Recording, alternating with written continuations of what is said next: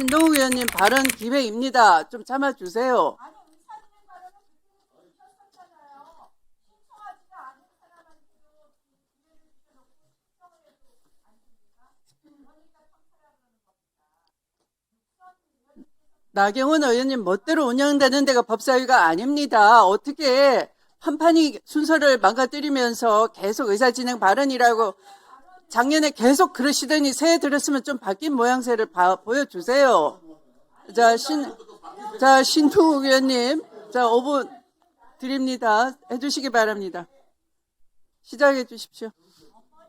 예, 정말 맥락 없이 동료 의원 끌어들여서 인신공격하는 거 보면서 정말로 개헌을 하게 되면 국회의원 면책특권 없애는 개헌 꼭 좀 했으면 좋겠습니다. 아니 도대체 느닷없이 나경원 의원이 신천지와 관련이 있다는 게 무슨 얘기입니까 도대체? 그런 얘기를 아무런 근거도 없고 맥락도 없고 면책특권이 보장되는 자리라고 해서 저는 해들고 한 살 더 드셨으니까 조금 나아지시려나 했더니 참 답답합니다. 박영재 처장님, 예. 축하드립니다. 먼저 오늘 데뷔전이 좀 힘드실 것 같은데 제가 한 가지 여쭤보겠습니다. 이재명 대통령, 이 나라가 이재명 대통령을 위한 나라입니까? 대한민국 국민을 위한 나라입니까? 당연히 대한민국 국민을 위한 나라라고 할 수 있겠습니다. 사법부의 판단이 대통령이 됐다고 해가지고 그 사법부의 판단의 준거가 바뀔 수 있습니까?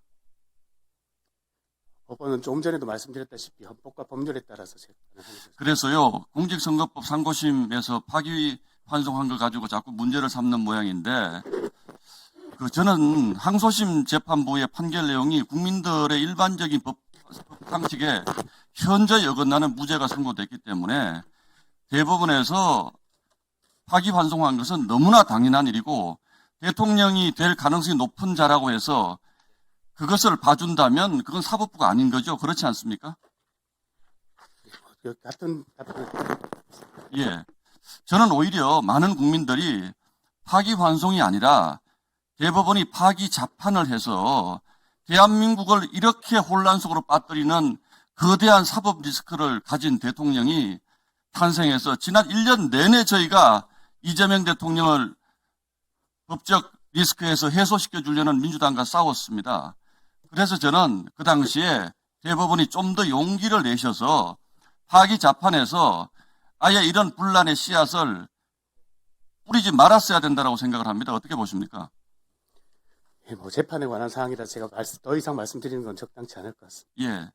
저도 재판에 관한 문제이기 때문에 더 이상 묻지 않겠습니다.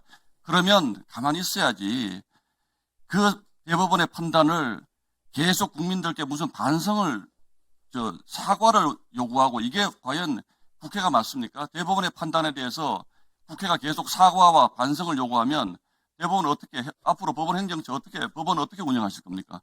거기에 대해서 답변 좀 해주십시오. 예.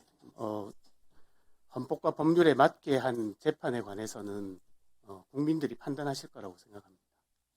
저도 그렇게 믿습니다. 대한민국 국민들 현명하기 때문에 그렇게 믿습니다. 현안 몇 가지만 여쭤보겠습니다. 전임 천대법원 행정처장에 대해서 저희가 질의한 것이 몇 가지가 있는데 첫 번째 지금 본회의로 가 있는 법 왜곡죄라는 거 잘 알고 계시죠? 법 개정안. 이 법 왜곡죄에 대해서 전임 법원 행정처장은 굉장히 큰 우려를 표시했습니다. 이게 고소 고발로 계속 이어지면서 사법 독립의 침해 소지가 크고 고의적 법리 왜곡 등의 요건은 너무나 주관적이기 때문에 곤란하다라는 말씀을 많이 하셨는데 어떻게 생각하십니까? 저도 같은 입장입니다. 예, 법 왜곡죄는 대단히 위험한 법이다. 예.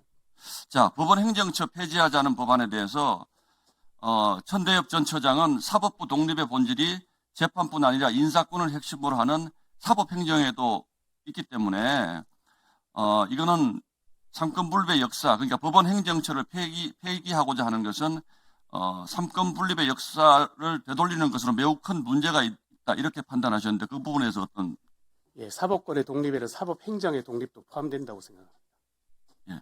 자, 세 번째 재판 소원제, 그러니까 헌법재판소, 그러니까 이른바 국민들이 사심제라고 얘기하는 재판 소원제 도입에 대해서 이게 실질적인 사심제가 되면서 소송 지옥으로 대한민국 국민들의 소송 비용을 급격히 증가시키고 사실상 법원의 업무를 마비시킬 가능성이 있다라는 입장을 천대엽 전 처장이 힘주어 말씀하셨는데 이 소위 재판 소원 도입에 대해서는 어떻게 생각하십니까? 재판 소원은 이제 사심제로 가는 길이고 말씀하신 것처럼 국민들을 소송 지옥에 빠뜨리게 하는 것에다가 더해서 우리 헌법상 헌법재판소와 대법원은 권한이 분장되어 있습니다. 대법원의 확정 판결에 대해서 헌법재판소에서 재판 소원을 받아들일 수 있다고 하는 것은 결국 헌법 사항이라고 생각합니다.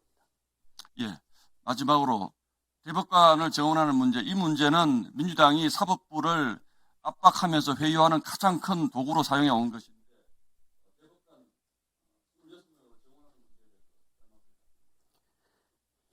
대법관 증원이 되면 필연적으로 하급심에 있는 우수 판사들이 다시 대법원의 재판연구관으로 와야 되는데 대법관 증원에 따른 하급심 판사들, 우수한 하급심 판사들의 대법원으로서의 이전을 보충할 만한 방법이 없습니다.